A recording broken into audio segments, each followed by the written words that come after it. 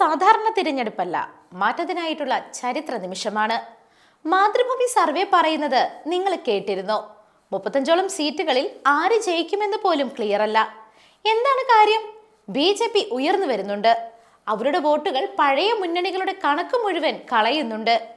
ABP news പോലും പറയുന്നത് BJP ഇനി വോട്ട് കൂട്ടുന്ന പാർട്ടി മാത്രമല്ല, ജയിക്കാൻ കഴിയുന്ന ശക്തിയായി BJP മാറിയിരിക്കുന്നുവെന്നാണ്. ഇപ്പോൾ ചോദ്യം ഒന്നു മാത്രമാണ്: കേരളം മാറ്റം കാണുന്നു, ജനങ്ങൾ നേതൃത്വം തിരിച്ചറിയുന്നു.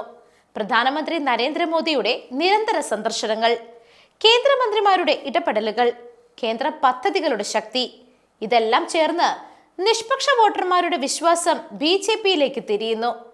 തിരുവനന്തപുരം കോർപ്പറേഷനിലെ വിജയം ഒരു തുടക്കം മാത്രമാണ്. ഇനി നിയമസഭയും ലോക്സഭയും ലക്ഷ്യം.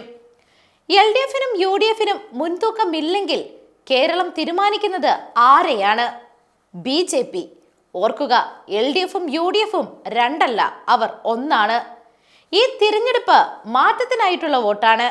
ശക്തമായ നേതൃത്വത്തിനായി, വികസനത്തിനായി, സത്യമായ മാറ്റത്തിനായി. നിങ്ങളുടെ വോട്ട് BJPക്ക്.